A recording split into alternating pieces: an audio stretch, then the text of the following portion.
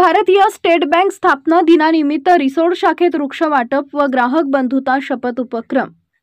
भारतीय स्टेट बँकेचा स्थापना दिवस 1 जुलै दरवर्षी विविध उपक्रमांनी साजरा केला जातो।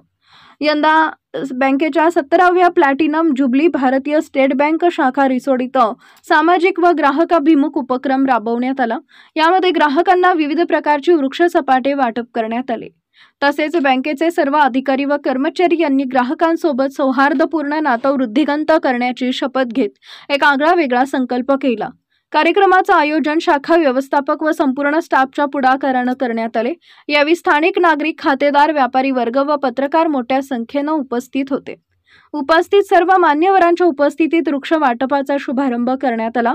यात आंबा, पिंपळ, जांभूळ, गुलमोहर, कडुनिंब, बकुळ, अशोक आदी विविध पर्यावरणपूरक वृक्षांचा समावेश होता। दरवर्षी कार्यक्रमाचे आयोजन आणि व्यवस्थापन वरिष्ठ सहाय्यक आशा बगळेकर यांच्या हस्ते राबवण्यात येतो। या उपक्रमाचे वैशिष्ट्य म्हणजे बँकेचे सर्व कर्मचारी सत्यनारायण प्रसाद यांच्या मार्गदर्शनाखाली यांनी ग्राहक व बँक यांच्यातील विश्वासाचे, संवादाचे व सहकार्याचे नातं अधिक दृढ करण्यासाठी सामूहिक शपथ घेतली।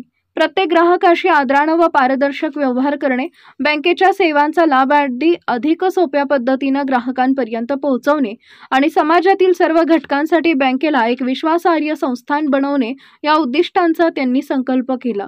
बँकेचा स्थापना दिवस म्हणजे केवळ एक औपचारिक दिन नसून हा दिवस समाजाशी नाळ जोडण्याचा व ग्राहकांविषयी कृतज्ञता व्यक्त करण्याचा दिवस आहे।